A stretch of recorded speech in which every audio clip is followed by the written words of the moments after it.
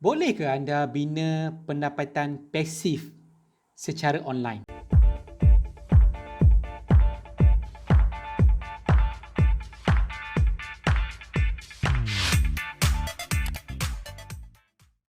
Saya Amin Kamarudin. Saya nak berkongsi beberapa cara yang saya buat untuk dapatkan pendapatan pasif melalui online. Saya daripada Business Ultimate dan saya melatih peniaga-peniaga untuk bina bisnes menggunakan modal yang fleksibel tetapi income yang konsisten. Jadi saya sediakan 5 idea untuk anda buat passive income. Dan 5 idea ni antara idea yang trending lah dalam keadaan sekarang. Dalam keadaan zaman digital, industri 4.0 ni, ramai orang nak pergi kepada online. Tapi ramai orang mungkin tercari-cari apakah sebenarnya bisnes yang dia boleh buat, yang dia boleh dapat income yang berterusan. Walaupun dalam keadaan usaha yang sedikit. Jadi saya sukalah nak share apa maksud passive income. Kalau mengikut kamus Wikipedia, kalau tak silap saya, passive income ni bermaksud pendapatan yang kita dapat berulang-ulang uh, dalam satu tempoh masa yang lama berterusan, yang mana kita tidak perlu buat apa-apa ataupun kita buat sedikit usaha. Sama ada buat sedikit ataupun tak buat langsung.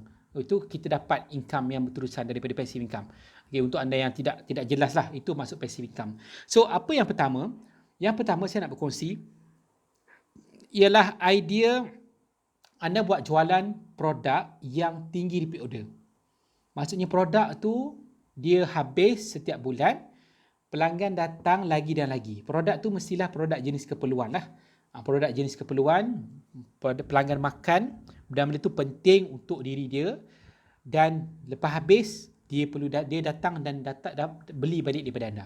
Sama ada dia beli daripada anda direct ataupun dia beli daripada pihak lain, tapi jualan tu dikira sebagai jualan anda. So ini passive income yang pertama dan saya dah enjoy benda ni sejak daripada 2013 lagi. Bayangkan pelanggan daripada beli 200 sebulan, 300 sebulan, 400 sebulan, 500 sebulan, naik sehingga beribu-ribu sebulan. So memang menarik. So itu idea yang pertama, melalui jualan produk yang tinggi repeat order. Kedua ialah melalui AdSense. AdSense maksudnya anda jadi seorang content creator. Maksudnya anda ada blog, anda ada YouTube, contohnya macam ni kan. Anda hasilkan konten-konten, video-video ataupun artikel-artikel yang bila mana artikel tu ranking, orang baca, orang spend masa tengok benda tu. Jadi daripada jumlah itu anda akan dapat bayaran daripada pihak Google. Kita panggil dalam bentuk AdSense lah. Dalam bentuk Google. So kita akan dapat benda tu setiap bulan ataupun mengikut berapa jumlah income yang kita dapat terkumpul daripada AdSense tu tadi.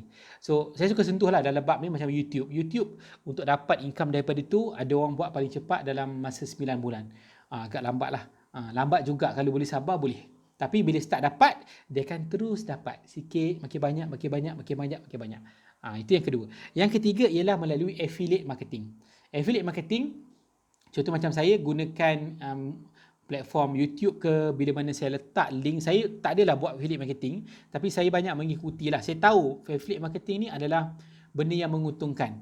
Sebab bila kita letak link dalam kita punya video, dalam kita punya pemasaran, so bila ada pelanggan yang beli produk daripada link itu, contohnya buku apa semua kan, so kita akan dapat income daripada dia.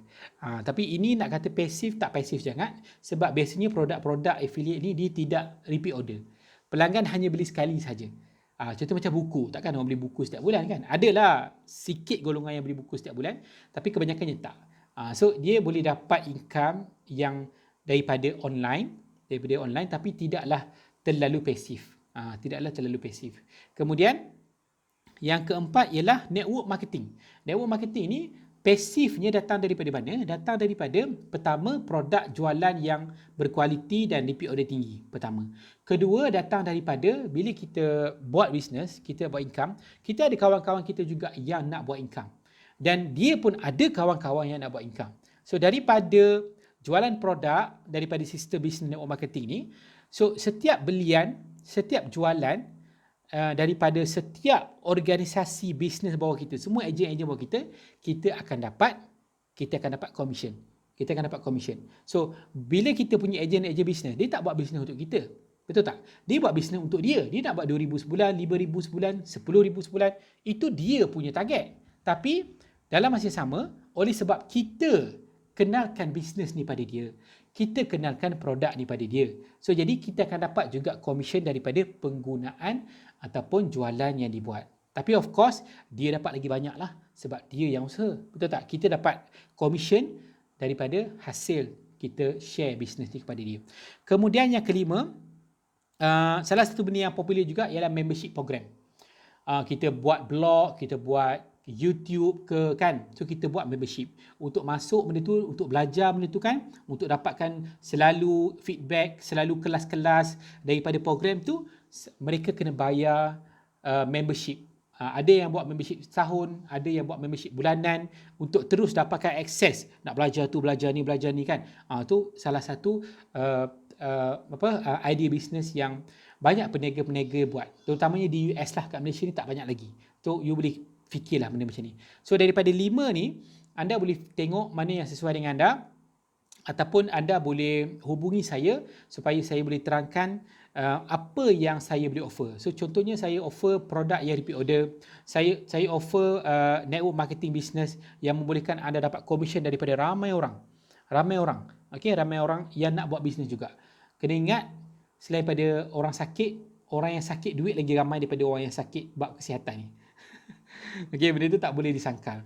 Okey, so kalau berminat boleh klik mana-mana link di bahagian bawah, ataupun boleh anda beri komen, ataupun letak sebarang pertanyaan supaya saya boleh reply. Itu saja.